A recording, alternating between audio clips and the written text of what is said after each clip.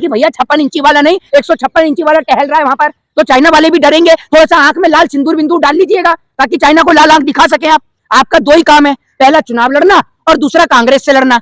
फिर तीसरा आपका यह काम रहता है कि वो मुझे भस्मासुर कह रहे हैं, भाइयों बहनों वो मुझे रावण कह रहे हैं। ये काम तो यहाँ पर रहकर संबित पात्रा और गौरव भाटिया आपसे अच्छा कर लेते हैं। मोदी जी सिर्फ जो है वो मुंह से गोले दागते हैं, ठीक है ना। उनका काम है टीवी चैनल पर बैठ के, उनके कुछ पार्टी के प्रवक्ता हैं वो सिर्फ मुंह से गोले दागते हैं, और मोदी जी सिर्फ यही कहते हैं भाइयों बहनों वो मुझे भस्मासुर कह रहे हैं, भाइयों बहनों वो मुझे रावण कह रहे हैं। दूसरी बात यह कि देश के प्रधानमंत्री जी अभी दिसंबर के अंदर आपने देखा होगा G20 के अंदर गए थे, जिसमें जिनपिंग और नरेंद्र मोदी आमने सामने थे। नरेंद्र मोदी जी ने लाल आंख दिखाने के बजाय वहां पर जिनपिंग को लाल कुर्ता दिखाया, अपना लाल आंख नहीं दिखा पाए। तो मैं मोदी जी से कहना चाहूंगा कि मोदी जी अगर आपका गुजरात का चुनाव हो गया हो, अगर आपका हिमाचल का चुनाव हो गया हो, माता जी के साथ फोटो खिंच गई हो, अगर आपने और तमाम काम कर लिए हो, एम्बुलेंस को रास्ता दे दिया हो, तो आप जरा टहलने के लिए अरुणाचल प्रदेश चले जाइए। क्योंकि फिर आप बाद में कहते हैं कि ना कोई घुसा है और ना कोई घुस पाएगा, तो इससे बढ़िया आप वहां पर चले जाइए अरुणाचल प्रदेश, और अरुणाचल प्रदेश में सीमा पर जाकर टहल लीजिए। आपको टहलने का बहुत शौक है, वैसे भी आप टहलने के लिए विदेश भी चले जाते हैं, और सैनिकों से मिलने के लिए तो आप दिवाली पे जाते ही हैं, तो वैसे भी चले जाइए। तो चाइना वालों को भी लगेगा कि भैया 56 इंची वाला नहीं 156 इंची वाला टहल रहा है वहां पर, तो चाइना वाले भी डरेंगे। थोड़ा सा आंख में लाल सिंदूर बिंदु डाल लीजिएगा ताकि चाइना को लाल आंख दिखा सके आप। और क्या करेंगे आप? दूसरी बात, आप यहाँ रहकर करते क्या है? आपका दो ही काम है, पहला चुनाव लड़ना और दूसरा कांग्रेस से लड़ना।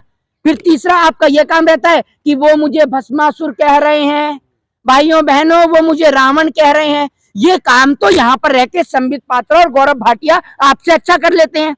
यही काम तो आपको करना है यहाँ रहकर, ये काम तो वो भी कर लेंगे यहाँ रहकर। आप अरुणाचल प्रदेश चले जाइए और वहां जाकर टहलिए, वहां आपकी ज्यादा जरूरत है। टिकटॉक तो बैन किया था ना जी, टिकटॉक बैन हुआ था ना। देखिए मैं आपको एक चीज बता रहा हूँ, टिकटॉक बैन करने से क्या इस चाइना का समाधान निकल गया? दूसरी बात ये कि रक्षा मंत्री अंदर है वहां पर, गृह मंत्री पहले ही बाहर आकर बयान दे देते हैं, हर चीज के लिए वो जिम्मेदार कांग्रेस को ठहरा देते हैं। भैया एक बात आप मुझे बताइए, कांग्रेस ने गलतियां करी तभी तो लोगों ने परिवर्तन करके आपको कुर्सी पर बिठाया। आप बार बार आकर उनकी गलतियां गिनाते हैं। अरे आपने क्या किया जरा आप ये बताइए। आप भी तो 2014 से लेकर अब तक सरकार में बैठे हैं, 2020 आपकी सरकार के राज में हुआ, अभी 9 दिसंबर की यह घटना थी, लेकिन देश के सामने 12 दिसंबर को यह घटना आती है। आखिर ऐसा क्यों, जरा ये बताइए ना। क्या देश के लोगों को अपने सरहदों के बारे में जानकारी लेने का हक है या नहीं है?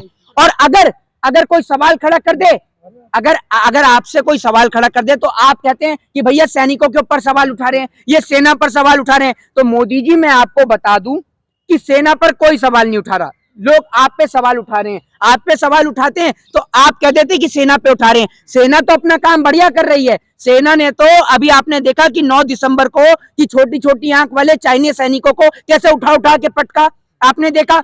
सेना तो अपना काम बढ़िया कर रही है, लेकिन हम ये बात कह रहे हैं कि सेना का सीना क्यों नहीं बताया जाता 56 इंच का, आपका क्यों बताया जाता है? आप ऐसा क्या कर रहे हैं जरा ये बताइए ना। हम तो कह रहे हैं, हाँ मीडिया का तो काम ही यही है, और मीडिया के कुछ चैनल तो ऐसे हैं जो लगातार लाइव कवरेज दे रहे हैं रसिया और यूक्रेन को, अरुणाचल प्रदेश को नहीं दे रहे हैं। अरुणाचल प्रदेश को कोई खबर नहीं है, चीन को लेके कोई खबर नहीं है, उनकी खबर और लाइव कवरेज चल रही है वहां पर रसिया और यूक्रेन। क्या बात कर रहे हैं? मोदी जी के कहने से रसिया यूक्रेन का युद्ध रुक जाता है, जेपी नड्डा ने हिमाचल में कहा चुनावी सभा में। जेपी नड्डा का देखा ना, जेपी नड्डा भी कैसे रुक गए। जेपी नड्डा का अब राजनीतिक करियर भी रुक जाएगा, और जनता पूरे देश के ऐसे ही बीजेपी के जितने भी नेता हैं सबका राजनीतिक करियर एक एक करके रोकेगी। जेपी नड्डा अपने खुद के घर में हार गए ना, कितनी बुरी हालत हुई जेपी नड्डा की आप सभी ने देखा। तो आपको मैं एक बात बता दूं, मोदी जी अब आपके जुमलों से काम नहीं चलेगा, और आपका वाक्य में 56 इंच का सीना है तो जाकर टहलिए ना अरुणाचल प्रदेश में सीमा पर। क्यों नहीं टहलते हैं आप वहां पर? क्या बात करते हैं, प्रधानमंत्री को ऐसा बता रहे हैं आप? भाई मैं तो उनके कहने से पाकिस्तान को देखा था क्या किया था उन्होंने। भाई आप एक बात मुझे बताइए, हमसे पाकिस्तान है या पाकिस्तान से हमें, ये बताइए। सुशील मोदी कह रहे पाकिस्तान ताक लगाए बैठा हुआ है, एकदम वो घेर लेगा हिंदुस्तान का। मोदी मेरी बात सुनिए, अरे मेरी बात सुनिए, मोदी जी से डर रहा है। इस देश का इतिहास देखिए, मोदी जी तो सिर्फ लंबी लंबी हाँकते हैं और जुमले फेंकते हैं।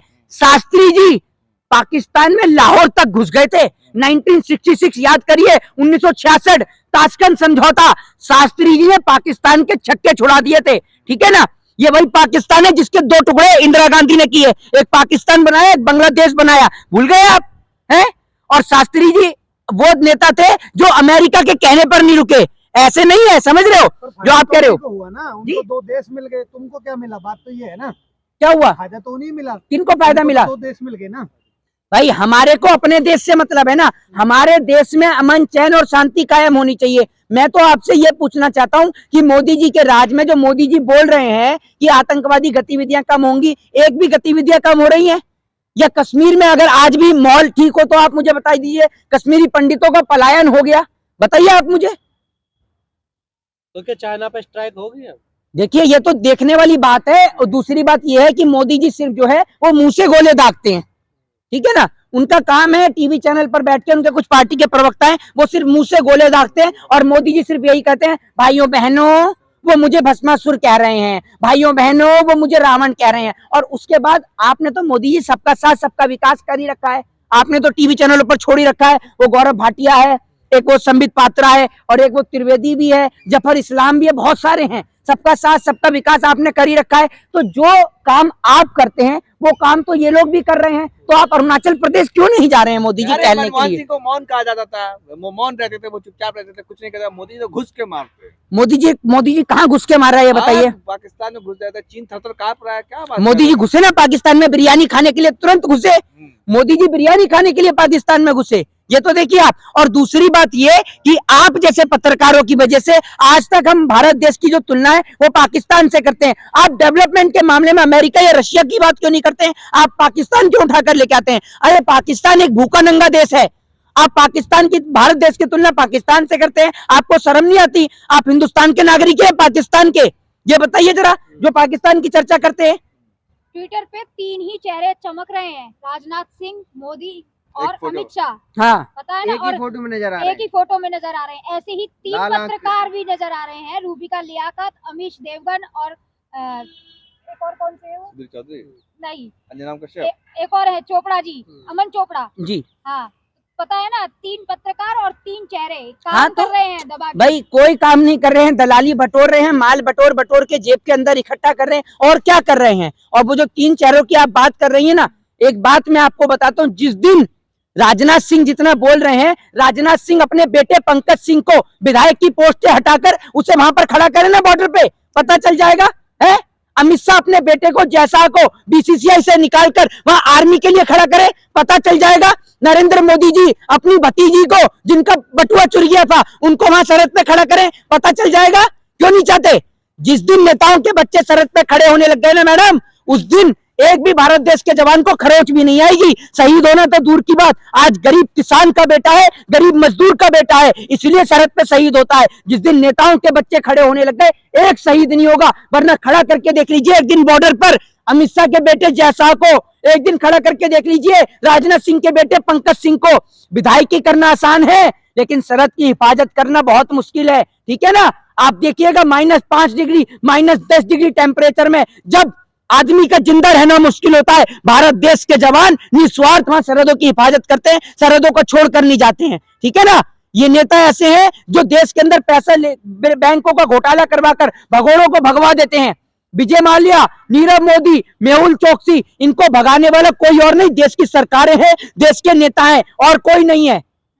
मोदी जी कह रहे हैं अमृतकाल में प्रवेश कर चुका है। हाँ, तो अमृतकाल चल ही रहा है। ये बेरोजगारी कितनी बढ़ गई है, इसको आप अमृतकाल कहेंगे तो चलता रहेगा। महंगाई कितनी बढ़ गई है, महिलाओं के साथ बलात्कार हो रहे हैं, छोटी छोटी बच्चियों के साथ बलात्कार और रेप जैसी घटनाएं हो रही हैं, महिलाओं की इज्जत और आबरू लूट रही है। अभी हाल ही में उत्तर प्रदेश के गाजियाबाद के अंदर एक महिला को लूट लिया, खुलेआम दिन दहाड़े बंदूक रख के उसको लूट लिया गया। ये अमृतकाल चल रहा है आपका? जरा ये बताइए। उधर से चाइना घुस रहा है, इधर से कश्मीरी पंडितों का पलायन चल रहा है, इधर से एक बच्चे को मटके से पानी नहीं पीने दिया जा रहा, किसी को घोड़ी नहीं चढ़ने दिया जा रहा, किसी को, कोई महिला अगर टंकी से पानी पी ले तो उस टंकी को आप गौमूत्र से धो देते हैं। आप कहते हैं अमृतकाल चल रहा है।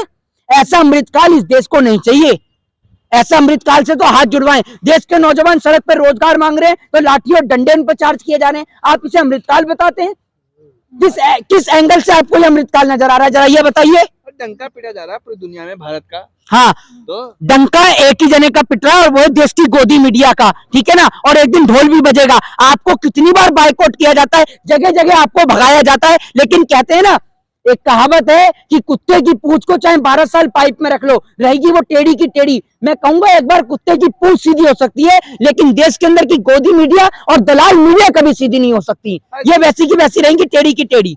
बेरोजगारी तो जनसंख्या कानून आ रहा है ना, बेरोजगारी इसीलिए बढ़ रही है भैया, जनसंख्या बढ़ रही है। अच्छा रवि किशन जी का भी बयान नहीं सुना आपने जी, कि कांग्रेस ने ही जो है भैया रोक नहीं लगाई, वरना हम भी इतने बच्चे पैदा नहीं करते। हाँ तो आप एक बात मुझे बताइए ना, रवि किशन काम करके आते होंगे और नेहरू जी डंडा लेकर खड़े रहते होंगे और वो बोलते होंगे बेटा रवि किशन आराम हराम है, तू काम पे लग जा, तो वो 4 बच्चे नेहरू जी की देन होंगे, मुझे लग रहा है, ठीक है ना। और दूसरी बात ये, मनोज तिवारी तीसरी बार बाप बने हैं, 2014 के बाद बने हैं, तो अब उनके तीसरे बच्चे का जिम्मेदार कौन है, जरा ये बताइए। वो तो शुक्र है अभी अच्छा है, मैं मोदी जी से कहूंगा मोदी जी आप कानून लेके आ जाइए, नहीं तो रवि किशन जो है देश के अंदर सबका रिकॉर्ड तोड़ देंगे। अभी तो 4 ही हैं, क्या पता 40 भी कर दें, इसीलिए मैं आपको कह रहा हूँ। बिल लेकर के आ रहे हैं, क्या बात कर रहे हैं? अरे बिल कुछ नहीं लेके आ रहे, इनका बिल सिर्फ बिल में घुसा हुआ है, वो बिल बाहर ही नहीं निकल के आता। जैसे इनके पास कह रहे थे ना काले धन की इतनी लंबी लिस्ट है, इतनी लंबी लिस्ट है, वो लिस्ट आज तक निकली नहीं है, ठीक है ना। उसके बाद 100 स्मार्ट सिटी हम बना देंगे, हम 2 करोड़ रोजगार दे देंगे। आप सिर्फ जनता को टोपी और जुमला पहना सकते हैं बस, और कुछ नहीं, आपका काम ही जुमले देने का है। 2000 के चिप वाले नोट चला रहे हैं कि नहीं हाँ चला तो रहे हैं? नैनो चिप वाली आंटी से पूछिए ना कि नैनो चिप वाली आंटी अब कहाँ चली गई, 2000 के नोट कहाँ गड़े हुए। सुशील कुमार मोदी बिहार के पूर्व उप मुख्यमंत्री और भारतीय जनता पार्टी के सांसद, उन्होंने स्टेटमेंट दिया है कि 2000 के नोटों को बंद किया जाना चाहिए, इनसे भ्रष्टाचारी और आपराधिक मामले बढ़ रहे हैं। अब आप उनसे पूछिए और नैनो चिप वाली आंटी को भी भेजिए कि 2000 के नोट कहाँ गड़े हुए, जरा निकालें, चेक करें अपने लैपटॉप में जाके कहां पर उनका जीपीआरएस टेस्ट हो रहा है, बताए ना नैनो चिप वाली आंटी। अब नहीं बोल रही नैनो चिप वाली आंटी, गायब है। असल में ये पत्रकार, इनके पास आधा अधूरा ज्ञान है। मुझे तो ऐसा लगता है जैसी मोदी जी की डिग्री है वैसी ही गोदी मीडिया के पत्रकारों की डिग्री है। कोई तिहाड़ी पत्रकार है तो कोई शराब पी के घुस जाता है। और ये सेना की बात करते हैं, हैं? अरे दीपक, नहीं, एक मिनट रुक जाइए, आप ये सेना की बात करते हैं। आपको याद है जब एक घटना देश के अंदर हुई थी, जब विमान क्रैश हुआ था, याद है आपको? किसकी बात कर रहा हूं मैं, बताइए। बिपिन रावत। हाँ, जनरल बिपिन रावत के नाम लेते हुए इन्होंने क्या कहा था, आप भूल गए? दीपक चौरसिया ने, हैं? शराब के नशे में रहते हैं, पता नहीं कौन कौन से नशे करके ये लोग बैठे रहते हैं, इनका कुछ अता पता नहीं है। एक प्रधानमंत्री है, बेटी बचाओ बेटी पटाओ। अरे भैया, प्रधानमंत्री की शब्द की एक मर्यादा होती है। एक गृह मंत्री है जो 12वीं करने के बाद वापस 10वीं में वो एडमिशन लेगा, उसको लैपटॉप दिया जाएगा, है? तो जबान फिसलना कहते हैं इसे। आपको ये नहीं पता 10वीं पहले होती है 12वीं पहले होती है, इसे कहते हैं अनपढ़ होना। दूसरी बात ये, मेरे पास में एक फोटो थी जो मोदी जी की आई थी, मोदी जी टिकट की लाइन में लगे हुए। पढ़ना इसलिए जरूरी है क्योंकि एक मोदी जी की फोटो थी, उसमें मोदी जी टिकट लेने के लिए विकलांग वाली लाइन में लगे हुए हैं। इसीलिए मैं कहता हूं पढ़ना बहुत जरूरी है। तो आप अपने बच्चों को बेहतर से बेहतर ज्ञान दीजिए, उन्हें पढ़ाइए, ना कि हिंदू और मुसलमान में उलझाइए। जय हिंद, जय भारत, वंदे मातरम।